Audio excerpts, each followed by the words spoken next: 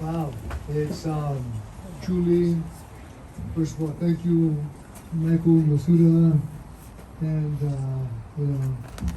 Sensei Barb work for actually making this happen, to having actually, and all your staff, but actually having a museum that we can actually leave knowledge and experience for others, for this generation to actually study and understand about where it all came from or where it all started from. It's truly been a great journey, and as far as the traveling is concerned, Blinky, Blinky, my wife, my sister Lily, and we actually, from the beginning, from the internationals, fighting as a team, fighting as a family, fighting in the 60s. How many here actually go back with me in the 60s? Raise your hand. All right, excellent. So, for the ones that go back with me in the 60s, know how it all started, how it all became, where the fighting was so completely different in each decade. And in that fight, it was, to me, which my mother used to say, it's not so much the fighting, it's the love for what you're doing behind it. And truly, I have to say, I've never hit anybody out of anger. Well, I shouldn't say that. But you know what? In the ring, as a sport, I can really truly say I never hit anybody with emotional. In the street was another story. But as far as it came to sport, I truly love the fact that I had the opportunity to be able to have my opponent show up, because without my opponent, I couldn't do what I love doing. So I would always be thankful that my opponent shows up, for him. And a lot of them, they'd be doing a lot of different signs at me, saying that, would tear my arm off my shoulder, hit me with a bloody end. And I smiled and said, thank you. Because again, truly, the fight was not so much, I realized, not so much just a physical. To me, it was 20% physical in the fight. 80% of it was mental. 99.9% of the rest of that was internal, which it was emotional, which I never had any emotions enter, which was anger, fear, frustration, anxiety, whatever, never entered me emotionally. And that always was pushed aside. So the mental part was the fact that I had a chance to go out there and do what I love doing. And be able, because again, my mother said to me, be the people's choice. And I said, well, how do I do that? She said, go out there and give them what they came for. And I said, what would that be? She said, give them a show. And I said, I got it. So when I went out there just to be the people's choice. In other words, to go out there and give them what they came for, was a show. Okay? And whatever came out of it, the good, bad, and ugly, the point I'm making is I was there for the people, because that's what they came for. And I was always making sure here I had truly all of you, because truly when it's about all of you. Truly, it's about all of you, because to me, in my mind and my heart, without you, I couldn't be on this stage right now. And I truly thank all of you for that. Truly, because to me, all of you are family. Okay? Some of you are truly blood family. Some of you are relatives. Some of you are fans. Some of you are students. But regardless, to me, I only look at all of you as family. And truly, the family is all we got, because my mother said, all you're going to take is your memories and your experience. That's it. We're not taking nothing else, just our memories and our experience. So that makes me a very rich man. I'm very rich with experience, and to be able to share with all of you, because I asked some of you how far you went back in the 60s. Some of you raised your hand. I'm thankful that I had a chance to be there and to perform. I hope I didn't fight you. I just hope that I hope we just performed and watched each other, backed each other up. Actually, how many go back to the 70s with me then? And so back in the 70s truly was a good era of, because a lot of different things were going. It was picking up, and full contact karate started in 73. And Blinky, myself, my brother Adam Smiley, we all went to Hawaii. And it was called full contact karate. Means no rules, no weight divisions. It was just whoever, it was like kind of whoever you stood next to, you fought. So that day, and that's it. It didn't matter what size, how big. So that day, I think we fought 6 times on that Saturday. The next day, we're fighting for the grand champion. It was Blinky, myself, and 6 other, but 2 didn't show. It was just 4 of us. And so Blinky was fighting Dana Goodson. Now he's 245 pounds, 6'3", and I told Blinky, he is the favorite here in Hawaii. And if you do not knock him out, he is going to win. So, and if you can't knock him out, hurt him for me. Just go out there and do something for me. But anyways, they didn't want to see Blinky and I fight. They wanted to see me fight. You know, it was like David and Goliath. They wanted me because he came up and I was looking at his chest, you know. And so we ended up fighting, and I ended up beating him.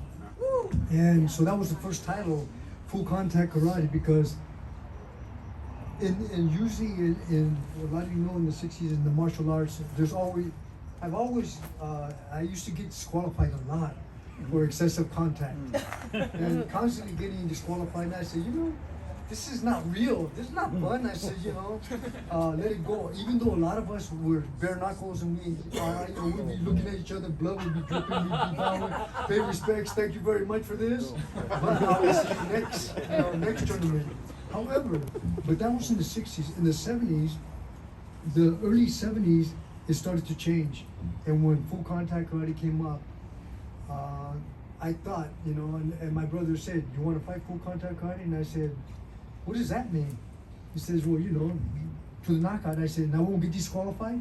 He said, no, it's to the knockout. And I said, but I won't get disqualified. And he said, what do you not understand? So finally, I ended up, I took the tournament and held it all the way up until 75, 76. And everybody got tired of saying, what's full contact karate? What is that? It's like, you box and then you add your legs, stuff like that. So my brother, they were calling me world champion. I said, how can I be a world champion if I haven't fought outside the United States? They said, you want to fight? I said, yeah. You want to call me a world champion? Yeah. So they come back, 2 months later, and he says, you want to fight Muay Thai? And I said, yeah, I'll fight him.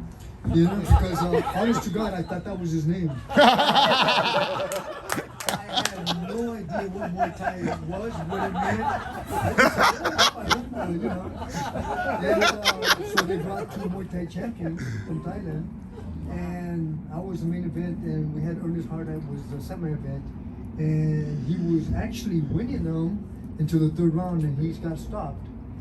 So I came out, and I see, Noah, he's out there doing his dance, so I never saw that, so I'm out there music, and all the Thai people are getting pissed because they think I'm making fun of them, but I've never seen that before. It's the first time I've ever seen that. And so after that, so he comes out, and when he finishes, he dances toward me, and he shoots an arrow at me, and I smile and I put thumbs up. His eyes were red. He came after me when the bell rang. I mean, I've had Charlie horse before, but I've never had anybody try to kick my, break my legs. And when he hit me, you ever see those dolls, the eyes pop out? He hit me in the thigh. I've never been, I've never felt that kind of pain before. And I'm a high jumper. So every time he kicked low, I was jumping over his legs because I didn't know how to block it. So I told my brother, what do I do? He said, kick him back. I said, oh yeah. I kicked him so hard, he went, whoo. He leg checked me. I said, oh my God, that hurted worse. That hurted so bad. I said, what is he doing, you know?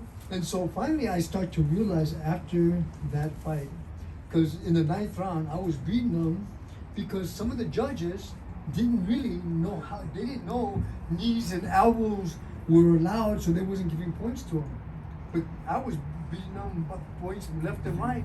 However, they wanted to know who was this American just beat this Thai champion, and because they gave it to me on points. But I tell you what, when I went, matter of fact, Blinky, myself, we went as a team. A riot broke out that night. Oh, yes. Literally. Yes. That's right. I wasn't going to say that, but you know what? Actually, it really did, though. In the ninth round, Chuck Norris, everybody was there, and what had happened, I think, is because they bet by the round, who's going to win the round, not who's going to win the fight. So by then, Chuck Norris was up like, was up like $14,000-$15,000, and when you go collect, Ty jumped up, went to elbow up, knee him, backed up. That was it. The fight went like a standing wave. It went up the bleachers and all the way around. And so I stopped. I looked because my mother and my sisters were out there, and I see that they were being escorted out. And as they were being escorted out, I tell you what, they were like ants. They were tipping cars over. Helicopters came, but anyway, that was the beginning. That was the beginning of what you see of the fight today, which is it elevated from that type of fighting, and it moved on to kickboxing, and we took kickboxing around the world, introducing kickboxing to third world countries, and people would say, "Aren't you afraid to go there?" And I said, to me, I was fighting against an opponent.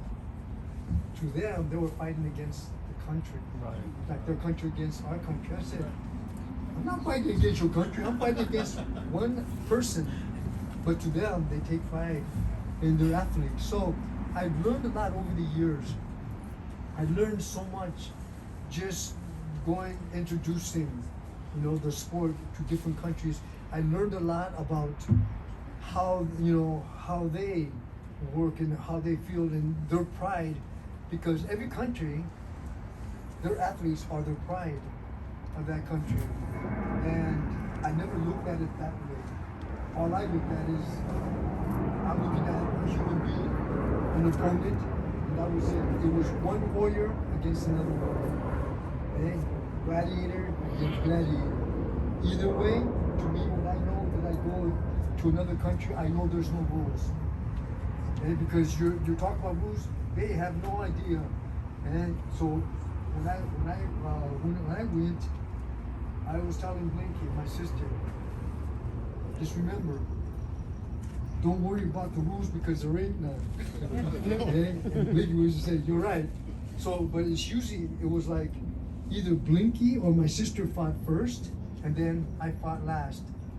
So it's either one, yeah. And we went out there and we had a great time, really performing. But to tell you the truth, for each decade that I say, and because, jiu-jitsu has been here for a while, but I really never seen. I was a judo man, back, in '60 I was already in judo. I already had my second degree in black belt in judo, this and that, but I really never understood ground fighting until I went to Sensei go-karts. When I met him, and I knew he came and did sambo, wrestling and judo and so forth, but I never seen anybody that can grab your gi and just flip you without even his legs, just flip him and stuff like that. And I really understood about ground fighting. And truly, I understand warriors for what they do best. And so I realized that at this time, because in boxing, my sister was the first woman to get a title. To actually, we thought women can't box. They can't be in the. But my sister proved them wrong. So she was the first one to hold the martial art international title, the boxing title, and the kickboxing title. So we were looking and honoring my sister. That's basically what we were looking at. And you know what? To me, one time she was in the fight. She was on MVC fighting, and she put her hair in a ponytail, and her t-shirt she would put in a ponytail, and everybody said, "Hey, why didn't you tell me you were? Why didn't you tell me you were fighting on TV?" And I said, "That's my sister." But you know what? She had the same style. Yes. She had the same style. Truly, if you cut her hair out, we had the same style of fighting. Very aggressive. And I tell you what, she had a left hook.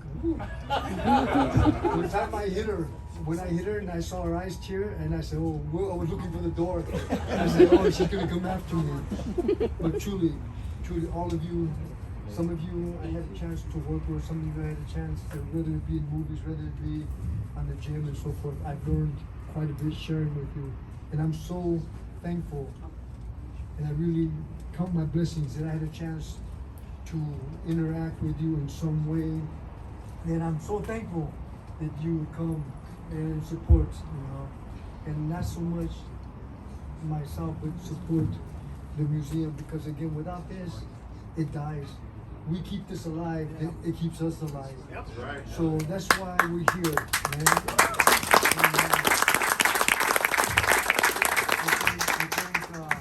I truly thank Mike, because truly, it takes a lot of work.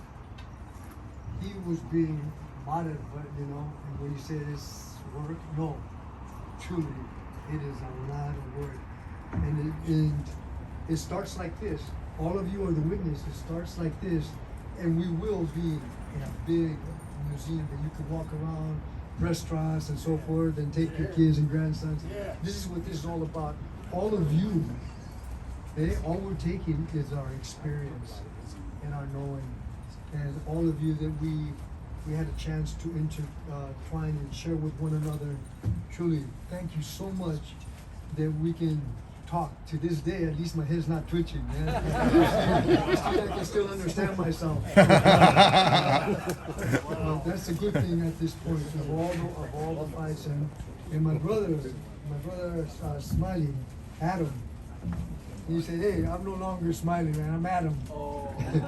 But them two right there and myself, hey, we actually went to that first full contact, the 73 full contact fight in Hawaii. All three of us competed. Amazing. And I just happened to be scared enough, so I was more faster than both of them. So I was able to take the title from them. But all along, truly, keep the art going, because it is a way of life. A way of life is what we do. It's not like church on Sunday. It's every day. And that's what we do. We walk it, talk it, sleep it, drink it. It's all part of our life and what keeps us going. Because again, three things we know is a fountain of youth, endurance to go the distance, quick recovery to repeat it, and flexibility to have the ability to go the freedom to go any direction we want. And that's what the art does. It gives us a fountain of youth. So thank you so much for coming and sharing, and truly, by you showing up, I'm truly blessed. Thank you so much. Ooh.